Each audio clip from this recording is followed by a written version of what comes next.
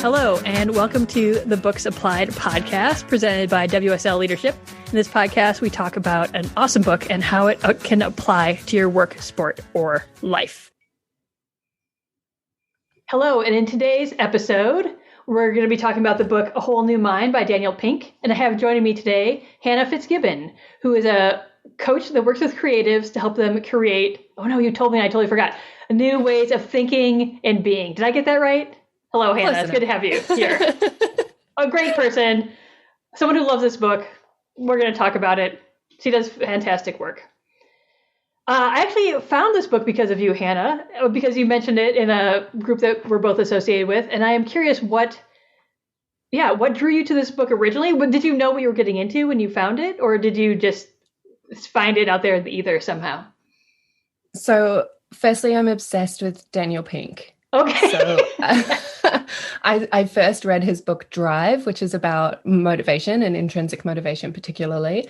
And then I read When, because that was the new book that was coming out for him. And it was just completely changed the whole way I think about my time and approaching my time and beginnings, middles, and ends. It just blew my mind. And then I read To Sell as Human because I could find it electronically.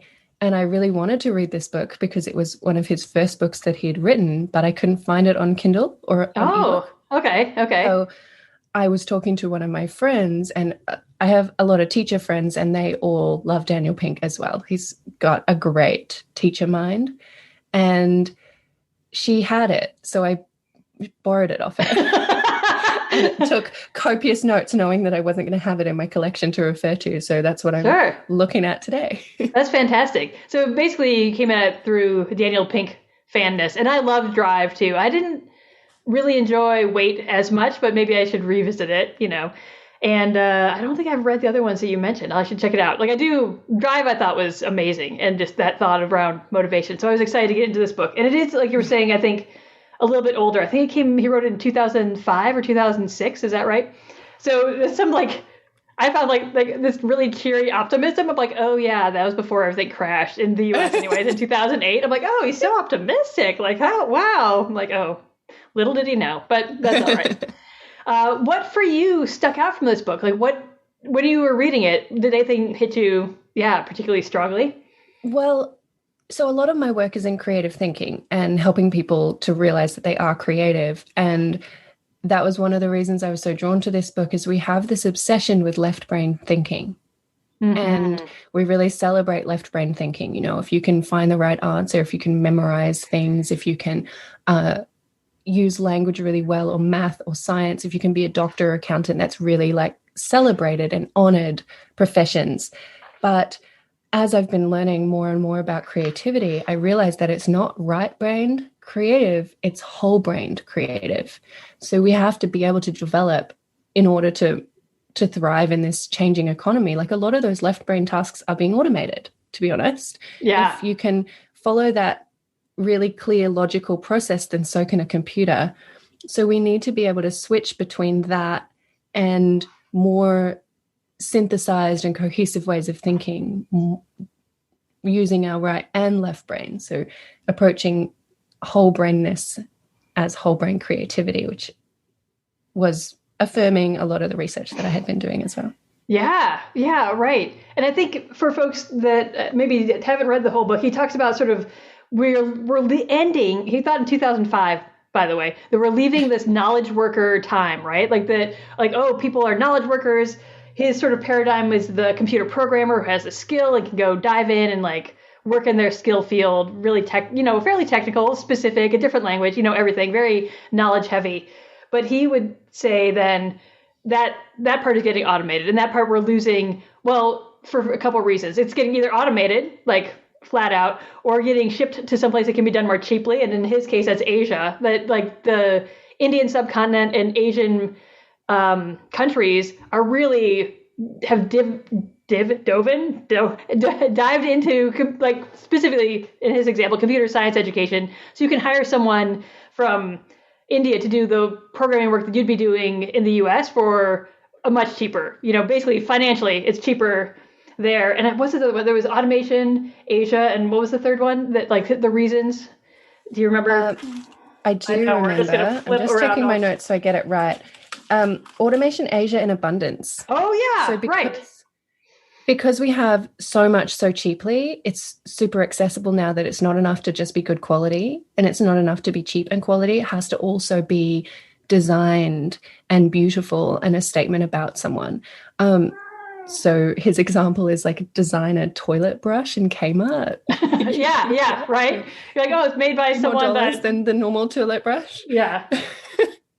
I don't know that I have one of those, but apparently I need one now, so that's great. But yeah, this idea that if we're only operating to be functional, we can do that more cheaply, more and better and easier somewhere else, and it's not. We demand more because of abundance. We're like, oh, we have higher standards now. Like we don't just want your average toilet brush. We want the designer toilet brush, or we want, whatever. So that has pushed us away from this knowledge worker exclusive space. And he talks about we're actually entering this more space of high concept and high. I think it's high design, no, wait, I'm saying it wrong. High concept and high touch. High touch, yes. Yeah. So we want things that are detailed and specific, but also it's not elaborate. It's not the right way. How would you describe high touch? Like, do you have a good definition for what that means to you? High touch to me, I have his definition. Great. The ability to empathize with others, to understand the subtleties of human interaction, to find joy in oneself and to elicit it in others, and to stretch beyond the quotidian in pursuit of purpose and meaning. To me, high touch is about connecting with each other. That's Absolutely. How I think of it in its simplest form. So I think of the empathy required to do that, how we can spark joy and meaning in each other's lives and lifting each other up. Like that's not going anywhere. Right. Well, and that's not what we've been trained for at a certain level too. I mean, that's like his whole premise, right? That we've sort of got away from high touch by focusing on the knowledge and the like A to B and the like get it done-ness a little bit. Yeah, I think of the difference between a doctor and a nurse, or maybe even a surgeon and a nurse. Like surgeons are, I don't want to know the patient's name. I'm here to do a job. I've got a specific process that I'm going to follow. And that's where my focus is. Whereas the high touch nurse would know the patient's name, would give them a reassuring pat on the shoulder, take some time to talk with them, make sure they have a drink of water, that they're feeling okay. And that is how I remember the concept of high touch. Yeah, absolutely. It's a very different skill set. And it's not to disregard the knowledge that goes with that there's skill, obviously, and there's, background and training and all that, but that you want someone to be a person with you versus, well, I just need a machine to go, chop out my appendix and then call it a day. Like we want that sense of connection through the humans that we interact with and through our world.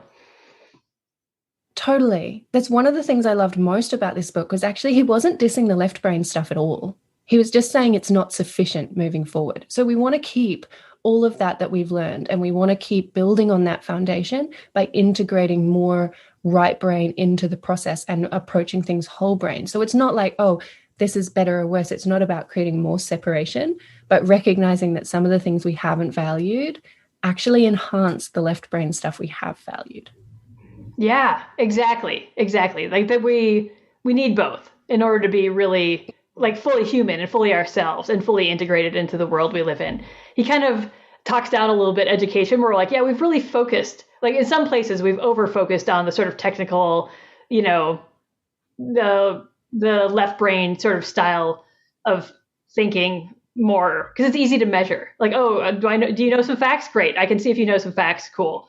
But we sort of lose track when we're like, well, are you an empathetic person? Like, I don't know. I'm sure there are measures and ways to do this, but in my traditional school, public school upbringing life, no way. Like that was not a part of anything. There was like, share, after sharing in preschool and, then after that, you're just like, well, you're a good person. Now good luck. Like it was empathy, compassion were not a part of my education in any formal sense for sure. Yeah, I would agree with that. I went to a fairly religious high school, and I guess there were elements of that, Sure. but that also creates some division too. So Mm-hmm. it, it felt like a lot of rules to follow and a lot of boxes to fit in.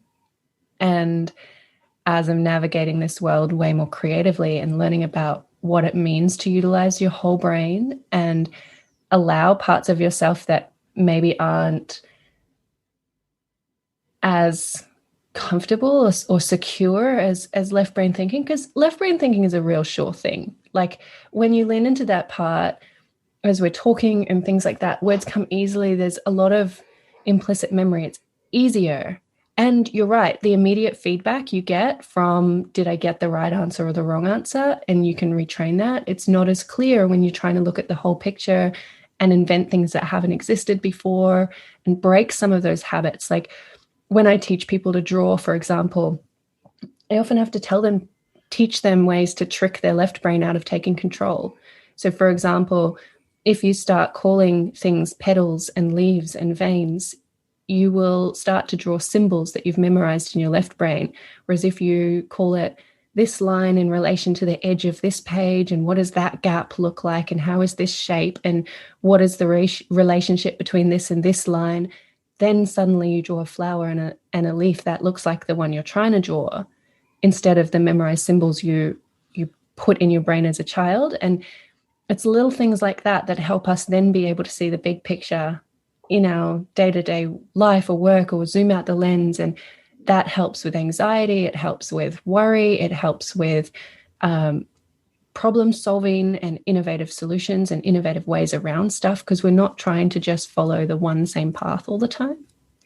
Yeah, definitely. I think I really like what you're saying about drawing the symbol of the thing versus the actual thing. And he sort of goes through this example where he takes an actual drawing class and he talks about trying to draw his face, and he draws his lips, and you're like, yeah, that looks like cartoon lips on your face, kind of. Like he like shows his drawings, which are a little bit terrible. And he admits it, and it's kind of a funny part of the book. But I know what you mean about working with people, and I know you do this much more immediately. If you say like, "Oh yeah, draw a set of lips," like we have this idea in our mind. We can draw the emoji of lips, like no problem. We all know what that emoji looks like, but that's actually literally, if you look at someone's face, not what lips look like. That's the symbol of it. And if we try to go draw them to be realistic, to engage with them really as they are. Yeah, I can totally see how we get trapped. The habit is like, well, I'll draw the symbol because then we all know what I mean, right? It's like a shortcut versus the reality in some ways. And it's interesting how you were saying, yeah, go ahead. So when we reduce our entire world down to symbols that we've memorized, we then jump to conclusions. We miss details and information that are relevant to the picture, right? And so that's where practicing our right brain. So drawing is one way to learn this skill, but then you can apply it outside of that. Helps you to see things you didn't notice before. Right. And that's where creativity comes in. Like there's, the classic line, there's nothing new under the sun, right? But like the reality is there's new relationships happening all the time and new ways things can be put together, new patterns constantly. But if we're totally operating in classical patterns or things we've seen before or what this symbol means, and then the symbol connects to this one, here we are in the same like train track vision of how reality works, we're not going to be very creative fundamentally. And I think I really enjoyed the part where he's like, we're not just not being creative, we're not really being fully our human selves in some ways. Like we're limiting how we act and interact in the world around us. Yeah. I love it. He uses the words, not just focus, but also symphony. Right. And to me, that's the difference. It's like focus is like a drum beat. Dun, dun, dun, dun. It's so clear. It's so rhythmic. It's very reliable. And then symphony brings in all this other sound, all this other, expression that feeds and complements the drum beat. So it's not that focus is a bad thing, but we have to be able to focus and then also zoom out and listen to the whole and see how the parts work together to create something bigger than themselves. Absolutely. Absolutely. When you think of this book, are there things that you've applied in a really practical or tangible sense with yourself or with folks you've worked with? Or how has it impacted how you operate, if at all? I believe Dan Pink makes fabulous arguments. He always tells a good story in a way that helps contextualize and make sense. So I had aspects of this book that I intuitively knew and that I had been discovering through other research.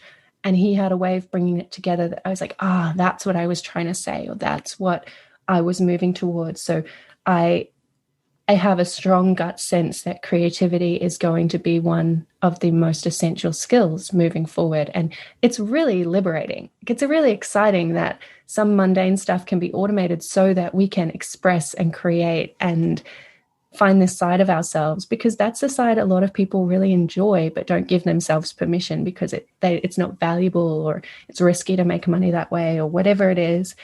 And so I really liked that it synthesized the logic of it really well, which helped me to get past myself and embrace it. Some ways that I have applied it, I'm just checking my notes to see specific things, because I do a lot of this anyway. So I know, this is funny. It's like a lot more. This just told you what you already were doing, I think, in so many ways. It gave great other perspective to it. That's so cool. Yeah. So the drawing thing is a big thing. So similar to Dan Pink, he went to a class by, let me just find the details of this. I have her book. It's amazing. It's called Drawing on the Right Side of the Brain. Yes. Yeah. And I'm just going to find her name. Drawing on the Right Side of the Brain by Betty Edwards. And this was done like back in the 90s or something that she wrote this book, and it started to bring together the first inklings of neuroscience into creativity. So looking at the right side of the brain, the role it played, the whole side of the brain, and real strategies that you can do to trick your left side of the brain from going, it's too hard, I can't be bothered, and deferring to the right side, because we will use the left side more often because it's easier, it uses less energy. But when we engage the right side, that's when we feel in flow and completeness and part of the whole. And that is a really rewarding feeling. So I teach watercolor classes. I've created community after reading this book that helps encourage some of these creative expressions for people and helps them, whether they realize it or not, tap their whole brain. Mm-hmm. And people tell me, this is so relaxing. This is the best night of my week, because it's so different to their left brain day to day. So that has definitely been part of the change. I like these concepts around happiness as well. So when he talks about not just seriousness, but playfulness, that's something that I'm working on. Often I'm trying to ask better questions, and I'm trying to challenge my clients to do this too, because our dominant question, this is not in this book exactly, but it's similar things. So our dominant question is often something like, what will people think of me? Will people like me? Am I enough? How do I get it right? And those kinds of questions restrict playfulness and put us into seriousness. And we think people respect seriousness if we can get it right, if we can be that. And when we flip to the other side and we ask more playful questions like, how can I make this moment a little more magical? Or how can this day get a little bit better than this? Or what am I doing right? What can I be grateful for right now? These kind of things open up playfulness and open up a bigger perspective of the world. And so including things like humor and laughter and recognizing the value of that in our lives, that's been a fun one to implement, because it's not all doom and gloom. Yeah. Sure. Like one of his main things was that one of the main points of this whole book was that play is really an important part of, he kind of breaks down to cool, we used to be, knowledge workers, now we need to move forward. One of these pieces we crucially need is play to keep ourselves evolving as humans and moving forward.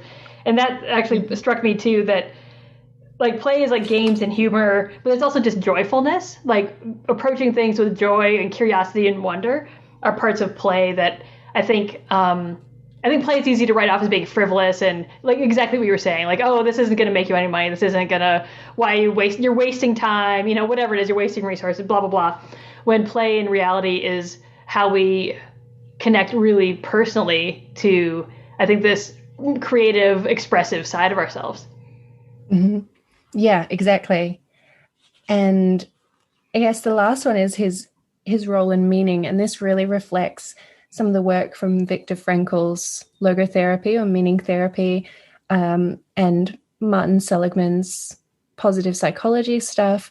All of that is echoed in this: a life with meaning is a happy, purposeful life. And that one thing I love, so he had these list of things that Martin Seligman's components of happiness, and they were engaging in satisfying work, which is something I think we're both trying to do and creating our own businesses and our own approach to work so that we can have meaning and purpose in it.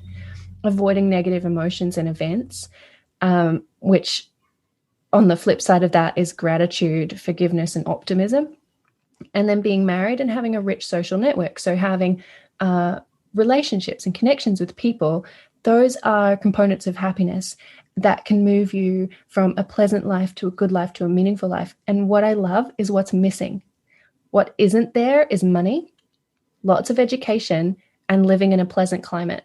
And we often think that those we often think that those things are going to make us happy. If only I could live in the Bahamas. If only I had a doctorate, then people would take me seriously. Then I would have enough.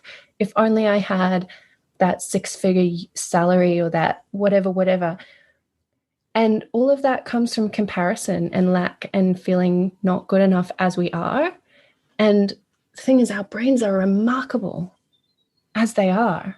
Mm-hmm. When we can learn how to tap them and wire them intentionally, and creativity and drawing and play all help us to do that. Yeah, it sounds like almost like you're arguing for creativity as the gateway to happiness. It's a part of it, I think. Mm-hmm. Creativity is about doing things that are new and useful, and we love novelty and we love being able to express ourselves. It's part of that high touch, right? Being able to use your body and do something with purpose. And, you know, we're all unique people. We all have something that we care about, our own unique curiosity and our own unique desires. And that's what abundance has made so clear, is that it's not enough now to have the same as everyone else. We want something that's ours. And creativity is how we step into that new and unique version of what we want to express that's different to other people. Yeah, it's uniquely personal in so many ways. Cool. Yeah. If you had to give someone advice based on this book, if someone was like, oh, Hannah, like, my life, I don't know, I feel uncreative and terrible. Like, I don't know what people tell you. Probably things like that, I bet. I bet people do tell you that they don't feel, they're like, oh, I'm not a creative person. They just like, brush it off. What do you think Dan Pink would tell them to, how would you, so I would say there is no creative part of your brain. There isn't. There's a visual cortex, there's an auditory cortex, so there's a part where we see stuff, there's a part where we hear stuff, there's a part where we smell stuff, there's a part where we have memories. There's no creative center of the brain. Creativity comes from flexibly switching between different circuits and different modes of thinking within the brain. And we all do that every single day. We all direct with intention what we want to pay attention to. If there's a roadblock on the way to work, we find a new way around it. We engage different modes of thinking all the time, and that's what creativity is. And so I would say that the more you embrace your whole brain thinking, and there are some strategies, there are those 6 strategies that he lists. He says, not just function, but also design, not just argument, but also story, not just focus, but also symphony, not just logic, but also empathy, not just seriousness, but also play, and not just accumulation, but also meaning. When we can start to add those alsos into our picture, that's when we start to embrace our whole brain thinking, which feels a lot more complete and comes with a lot more ease of problem solving in new and interesting ways. And we all can relate a lot more to problem solving than we can to sometimes creativity, because creativity, people automatically think art. Right. It's not just about whether you can paint or not. Right.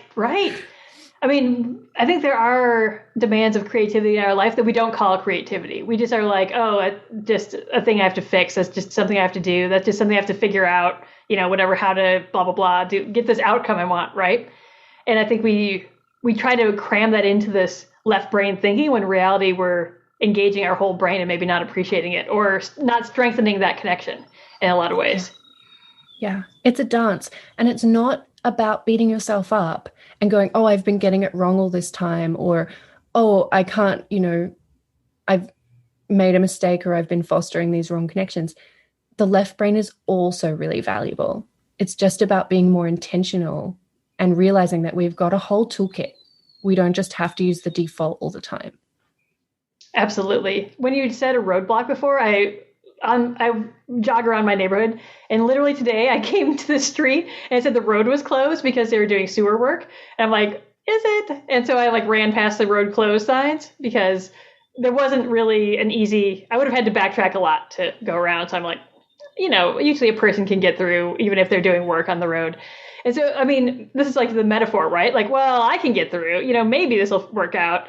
And I have definitely had to jump over, not over trucks, but, kind of weave between vehicles before because it's a pretty narrow road to get around. And it was fine. And I think they hadn't started yet. But this idea of I can figure this out. Even though there's a sign that says this road is closed, clearly it's not talking to me. Clearly I can figure it out. Clearly, I can get through this pathway. This next 100 yards are going to be okay. Or I will confirm that this road is closed and back off and, kind of figure it out another way that would be, add some mileage to my day. So you set a hypothesis. I think I can get through here. Yeah. You tried some things to test that hypothesis. Yeah. And you also paid attention. You made intentional choices. And you zoomed out and looked at the whole picture. So you didn't just barrel on through there without thinking. You were what could go wrong here? What do I need to be aware of? How will I know if it's not somewhere I should continue proceeding? And that you're instantly taking awareness of the big picture. I was so focused during that. I was really paying attention. Is there going to be a giant hole in the road that I'm going to fall into around this bend? Because I couldn't quite see, the whole path. Yeah. It was very focusing. Yeah, totally entrancing. When you engage your whole brain, you slice time and space differently, which means you can take in literally more information than you normally can when you're operating on autopilot because of the way you start processing information. It's fascinating. Yeah, I mean, there's a truck over there on that truck bed. There's a car backing up here. It was very. I mean, it was maybe 2 minutes of my whole run, it wasn't that long, but it was, I think, I don't know that I would say invigorating necessarily, but my brain was much more, alive and awake for those 2 minutes than it was for jogging around a route I do every day, whatever, kind of the normal everyday. And I think that for me is a little bit the metaphor of this book. We kind of fall into these habits of how we do things every day and how we, flow through our habits of our life or our work or, just different things. But a lot of that, I think, kind of downgrades us to this sort of left brain, it's a pattern I know, I'm just going to follow the pattern. And it doesn't require a lot of creative thinking usually for me to cruise around the neighborhood. It shouldn't, that would be a lot of work if every day I had to be where am I going? What am I doing? How do I get, that's a different type of adventure that I was not necessarily up for every day at that time. But that little piece of it made me aware. I'm I suddenly have to pay attention. It makes me aware of how unattentive I was previously. And I'm watching for cars, whatever. I haven't, gotten myself run over or anything yet.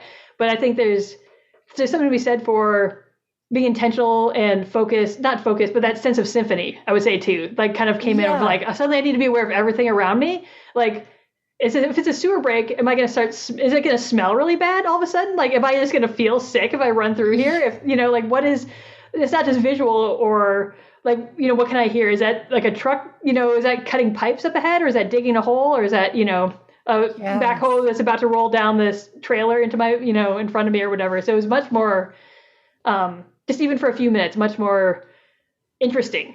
Yeah. And see, that's what I love. Not just focus, but also symphony is the focus would be your foot strike on the pavement, that rhythmic thing that you've been doing all the way around your run.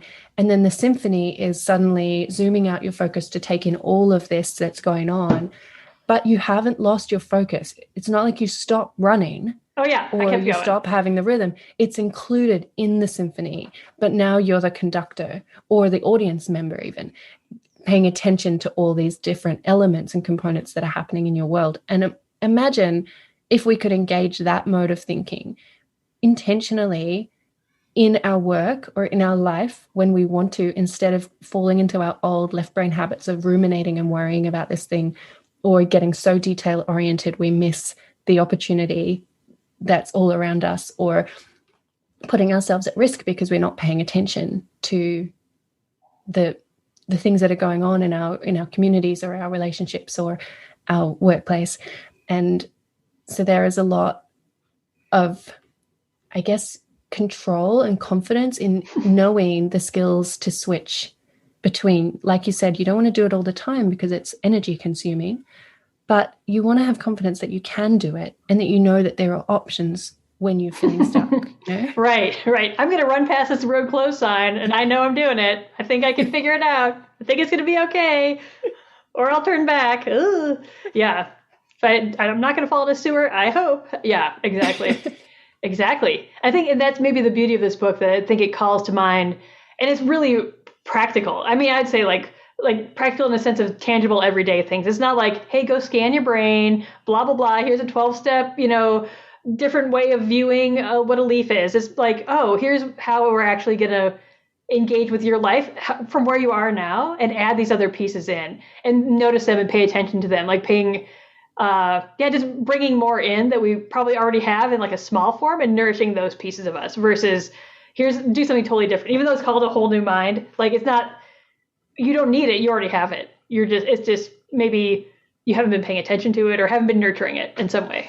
Yeah. Like we all use our creative thinking all the time. We all engage our whole brain. There's no such thing as somebody who only engages their left brain. It's just that we're not doing it as often as maybe we could be, or we're not celebrating it for the value and that it brings. Like when I tell that example of the high touch nurse and the high skill or high knowledge surgeon, we historically, the past 100 years or so, we have honored the surgeon and his talents.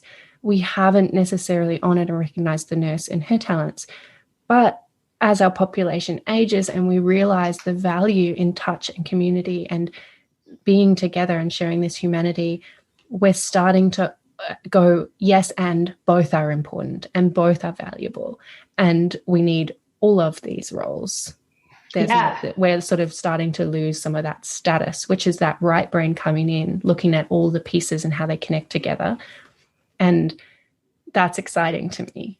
Absolutely. And I think not only are we sort of changing what we value in terms of stats, but I think that frees people too to not have to shoehorn themselves into being this knowledge side. Like, I think that actually frees us as individuals to be more creative, more open to problem solving, more open to whatever that is going to be, because it will feed itself in terms of how good it feels for ourselves and how well we'll relate to others, how well we'll live our lives fundamentally. Yeah. So I guess, I don't know if this is a good place to do this or if this is okay, but if you are the kind of person who does have some of these doubts that says, I'm not creative, or this is starting to make sense to you, but you still feel some resistance to thinking of yourself that way or to engaging your full brain, then I would invite you to reach out, because I'm sure Iggy and a lot of her work does this too. And in terms of engaging your leadership and knowing how to motivate your team and knowing how to engage with your team and how to step away and allow them to engage. And all of that is big picture, whole brain thinking. And I'm similar, helping you understand those beliefs and different ways that you can start to nurture and engage this process. How can people find you, Hannah? Do you want to just tell our millions of listeners out there? Yeah, so they can find me on Instagram. My handle is @hanfitz.creates. Or you can find me at creativityreflector.com. That is so great. I hope some people do reach out to you and connect with you, because I think they're just sort of different ways to operate as this whole-brained fully happy and actualized person. So good luck with that and your endeavors. And thanks for coming on this podcast today and offering your ideas and thoughts on this book. Thanks for introducing me to this book and bringing it to my attention. I don't know that I would have crossed my path necessarily beforehand. And it's been lovely chatting with you today. Thanks so much. Welcome, of course.